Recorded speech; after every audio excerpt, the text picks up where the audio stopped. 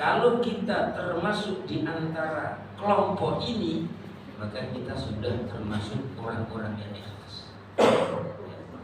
Kalau belum, ya, berarti apa? Kita harus berikhtiar dan berusaha. Jangan sampai apa? Kita hanya cuma beramal, hanya cuma sekedar apa? Sekedar payah saja. Puasa ini cuma sekedar lapar aja. Ya. Maka di sini ikhlas itu nanti ada apa namanya? Lawan katanya yaitu adalah apa? Riya. Kalau ikhlas, ya, dia berbuat sesuatu kepada Allah hanya karena Allah. Tapi kalau riya, berbuat sesuatu karena kepingin dilihat orang. Nah, ini lawan kata daripada ikhlas. Ya. Pokoknya sholat, saya sholat ya, supaya dilihat orang. Berarti apa? Itu bukan ikhlas. Oh, saya beramal sedekah supaya saya apa namanya dipanggil orang yang dermawan. Ya. Ya. Itu berarti apa? Bukan ikhlas. Saya berangkat haji ya, supaya nanti pulang dipanggil Pak Haji. Kalau nggak dipanggil saya marah, saya bayarnya mahal. Ya. Berarti apa? Niat-niat seperti itu apa? Itu tidak ikhlas. Oleh karena itu kita bareng-bareng, kita bareng belajar ya. Kira-kira kita diposisikan yang mana? Kalau kita masih ada kelompok ini, kita termasuk orang-orang yang ikhlas. Tapi kalau belum, berarti apa? Kita harus berikhtiar dan berusaha agar amal ibadah kita tidak sia-sia. Yang pertama adalah fa-ikhlasul ubbad. Ikhlasnya orang ahli ibadah. Apa itu? Salamatu a'malihim minar riya'il jali wal khafi. Ya.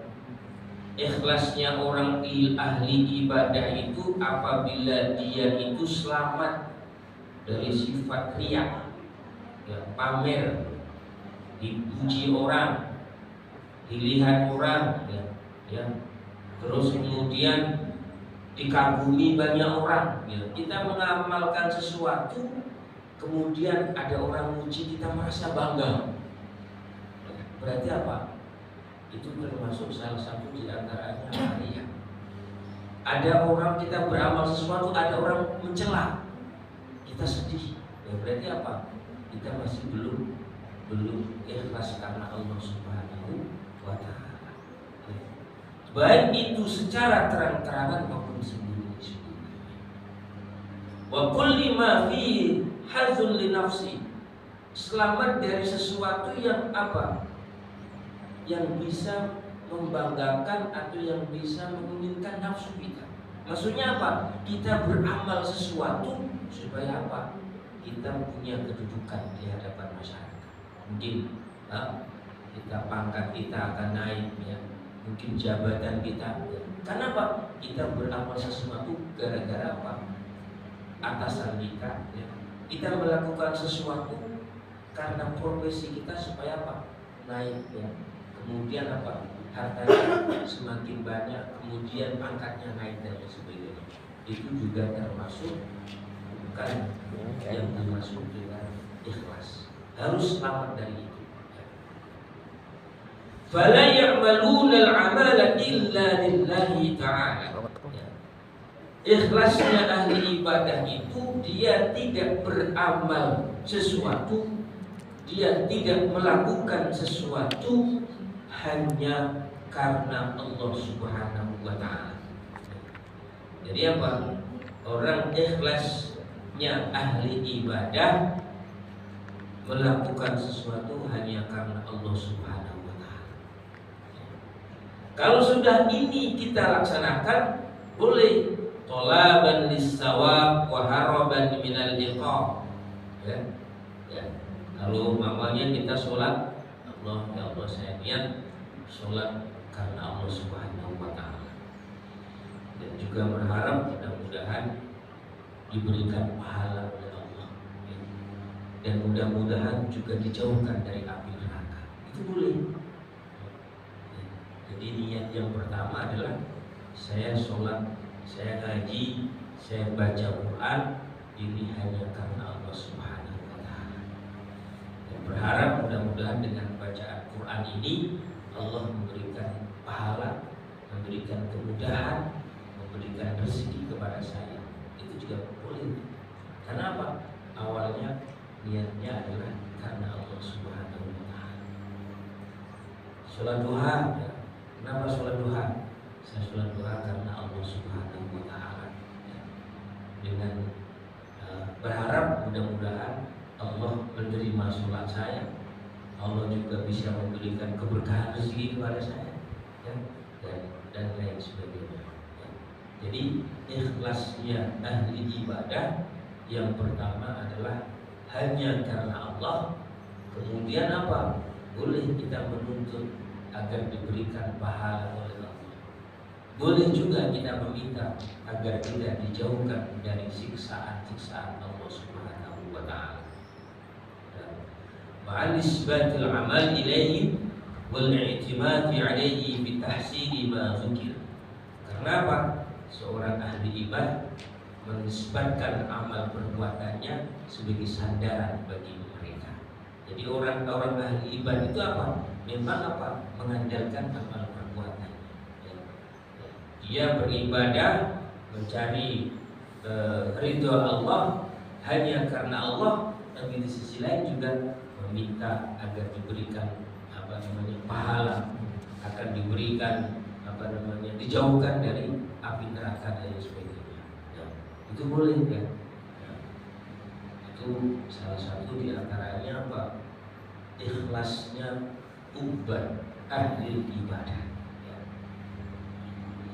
Kemudian ya, yang kedua, level yang kedua, level yang pertama adalah ikhlasnya umat. Wal ikhlasul muhibbi, ya. Ikhlasnya orang-orang pecinta Allah. Ya. Wal amalu lillah ijlalan wa ta'ziman. Dia beramal sesuatu karena ingin mengagungkan dan memuliakan Allah Subhanahu wa Ta'ala. Jadi istilahnya apa? Itu salah satu di antaranya level muhib. Karena bali'annahu ta'ala ahlul lidzalik, karena memang Allah yang berhak, ya, diagungkan dan Allah yang berhak dimuliakan. La liqasdis sawabi wala harabin min iqab. Bukan karena apa? Diberikan pahala, bukan karena dijauhkan dari api neraka. Jadi orang-orang muhibbin ini apa?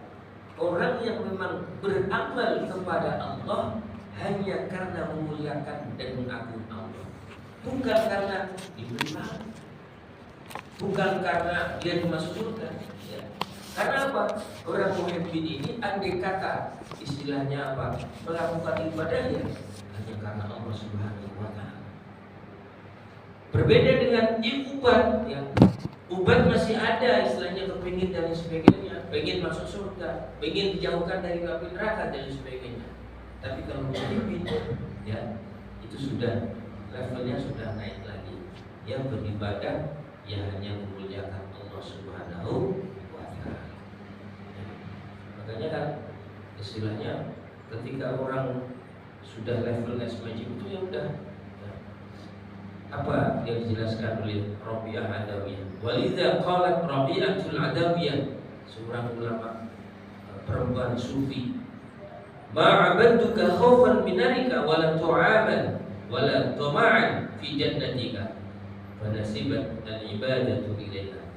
Kata Rabi'ah Adawiyah, wahai Tuhanku, saya menyembah kepadamu itu bukan karena saya kepingin surga, ya. Saya menyembah kepadamu itu bukan karena saya kepingin dijauhkan dari neraka, tapi saya beribadah kepadamu karena saya mengagungkan dan memuliakan kepadamu. Kenapa? Kata Rabi'ah Adawiyah, andai kata saya beribadah karena surga, andai kata saya beribadah karena dijauhkan neraka, andai kata surga dan neraka tidak ada, maka pasti saya tidak akan ibadah. Makanya apa? Saya ibadah hanya karena ingin memuliakan dan mengagungkan Allah Subhanahu wa Ta'ala. Ini kelasnya sudah kelas berat ya. Ada yang lagi ya. Kemudian wa ikhlasul arifin. Ya, ini level yang paling tinggi. Ikhlasnya orang-orang arif, orang-orang yang ma'rifat. Apa syuhuduhum infiradal haqqi bitahrikihim wa taskinihim min ghairi ayyarari anfusihim. Ya. Apa ikhlasnya orang-orang arifin? Syuhuduhum infiradal haqqi. Mereka bersaksi, mereka menyaksikan bahwa Allah itu Maha Esa. Allah itu Maha Esa, infiradul haqq. Sehingga bitahrikihim wa taskinihim, dan mereka Allah yang menggerakkan orang-orang arifin, dan Allah lah yang mendiamkan orang-orang arifin. Sehingga apa? Min ghairi ayyarul anfusihim fi dzalika haulan wala quwwatan. Dan seakan-akan apa? Orang-orang arif itu tidak tahu pada dirinya ada daya kekuatan, ada daya kemampuan apapun. Karena apa? Fala ya'maluna al-'amala illa billah. Karena orang-orang arifin itu tidak beramal sesuatu kecuali hanya bantuan Allah Subhanahu wa Ta'ala. La bihaulihim wala quwwatihim, bukan karena kekuatannya, bukan karena daya kemampuannya, tapi karena semua adalah dari Allah Subhanahu wa Ta'ala. Jadi orang-orang arifin itu apa? Dia beramal sesuatu yang udah, itu adalah memang apa? Semuanya adalah yang menggerakkan Allah Subhanahu wa Ta'ala. Tidak ada apa? Keakuannya itu nggak ada. Saya bisa gini ya karena Allah. Saya bisa ngaji, saya bisa hadir di sini ya, itu semuanya adalah menggerakkan Allah Subhanahu. Dan saya tidak merasa bahwa apa yang saya lakukan itu karena saya, enggak. Ya. Karena apa? Semuanya adalah izin Allah Subhanahu wa Ta'ala. Ya. Namun demikian apa, orang-orang arifin itu adalah orang yang memang syariatnya itu sudah kuat. Ya. Kajian apa? Ilmu fikihnya sudah kuat. Ilmu tauhidnya sudah kuat. Ilmu akhlaknya sudah kuat. Sehingga apa? Ya. Apa namanya? Makomnya, kemudian tempatnya pun juga bukan sembarangan. Sehingga apa yang dilakukan ya itu semuanya adalah pada hakikatnya ya, yang menggerakkan Allah Subhanahu wa Ta'ala. Ini 3 tingkatan daripada ikhlas. Karena itu paling tidak bisa menjadikan tambahan ilmu. Kira-kira kita di mana posisi kita? Apakah posisinya ikhlasnya di ibadah, atau posisinya orang yang cinta kepada Allah, atau posisinya kita orang-orang yang sudah ma'rifat kepada Allah Subhanahu wa Ta'ala? Kemudian ada juga keterangan yang lain, ya. Bagaimana agar kita itu bisa memperkuat atau menumbuhkan rasa ikhlas dalam diri kita. Ya. Kita tadi kan sudah ngomong bahwa ikhlas itu tingkatannya ada 3 tingkatan. Ya. Bagaimana agar kita itu bisa kiat-kiat supaya ikhlas? Ya, salah satu di antara yang pertama kita renungin bagaimana ayat-ayat yang menjelaskan tentang ikhlas. Ya. Bagaimana juga ayat-ayat tentang bahayanya riya. Ya. Karena orang itu ketika melaksanakan ikhlas itu apa? Ketika proses melaksanakannya dan setelahnya pun bisa menjaga. Ya. Orang ikhlas itu begitu. Orang ikhlas itu tidak hanya cuma proses melaksanakannya, tapi setelahnya pun bisa menjaga. Kalau setelahnya bisa menjaga, kemudian prosesnya juga bisa menjaga, maka disebut dengan ikhlas. Tapi ketika dia bisa menjaga pas waktu melaksanakannya, setelahnya tidak bisa menjaga, ya bisa jadi ikhlasnya akan menjadi hilang.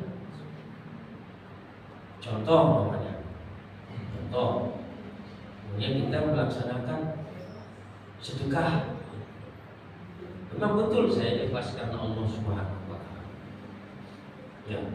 Kemudian apa? 5 tahun kemudian kita ngomong, itu musola itu saya nyumbang 500 juta itu.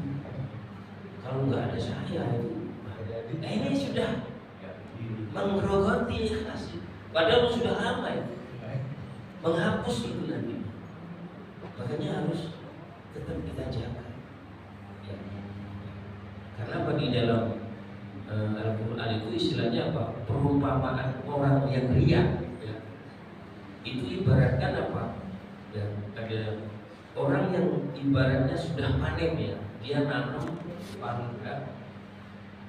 tanaman, besok mau panen. Ya. Tahu-tahu apa?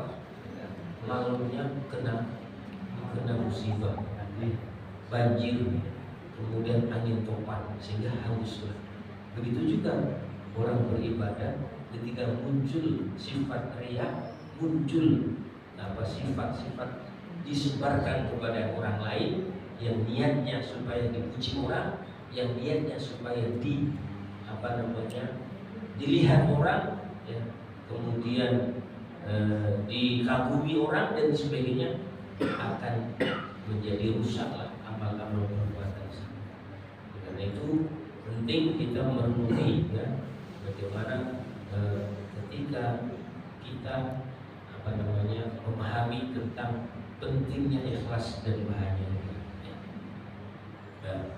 Kemudian yang kedua ya, jadi menyembunyikan amal soleh ketika kita melaksanakan. Ya. Begitu juga setelah menyelesaikannya. Kalau bisa kita sembunyi, kita lupakan seakan-akan. Ya. Kita sudah berbuat apa-apa, udah kita lupakan aja kalau bisa. Jangan diungkit-ungkit. Yang diungkit-ungkit itu yang lebih bagus apa? Kesalahannya. Kalau kita berbuat baik, sudah kita lupakan. Tapi kalau kita berbuat jelek, kita berbuat dosa, yang itu yang perlu kita ingat-ingat lagi. Kenapa? Supaya kita banyak istighfar, banyak meminta ampun kepada Allah Subhanahu wa Ta'ala. Ya. Kemudian yang ketiga, salah satu bagaimana kiat kita bisa ikhlas, ya, supaya kita biqat'in nas, memutuskan harapan kepada makhluk. Ya. Ya. Maksudnya apa? Ya. Kita mengharap supaya teman kita menghormati. Kita mengharap kepada teman kita menyayangi. Ya. Kita mengharap supaya teman kita memberi sesuatu. Itu apa? Kalau kita selalu berharap kepada makhluk, kita berharap kepada manusia, berarti apa? Itu apa?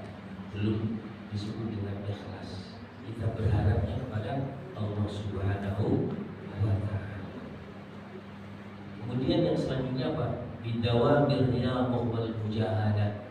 Perlu latihan, ya. Latihan. Yang namanya latihan ya udah. Ya namanya latihan, kadang-kadang ikhlas, kadang-kadang belum ikhlas, ya nggak apa-apa, terusin aja udah. Ya gitu. Kadang-kadang masih belum, apa terus. Ya. Kita ngaji ya, kita hadir masjid taklim ya. Mungkin awalnya supaya dipuji orang ya, nggak apa-apa, terusin aja terus. Lama-lama nanti insya Allah akan hilang begitu saja. Jangan sampai muncul juga. pikiran-pikiran yang nggak baik juga ya. Ya. Karena apa? Urusan ikhlas itu sekali lagi di dalam hati ya. Jadi nggak bisa kita nilai. Dan kita pun juga nggak perlu nilai orang. Alah paling ngaji juga nggak ikhlas itu. Nah, nggak bisa. Dia paling sedekah juga nggak ikhlas. Memang tahu. Itu yang salah. Urusan hati ikhlas urusan hati, nggak usah nilai orang lain. Ya. Mungkin kita menganggapnya nggak ikhlas,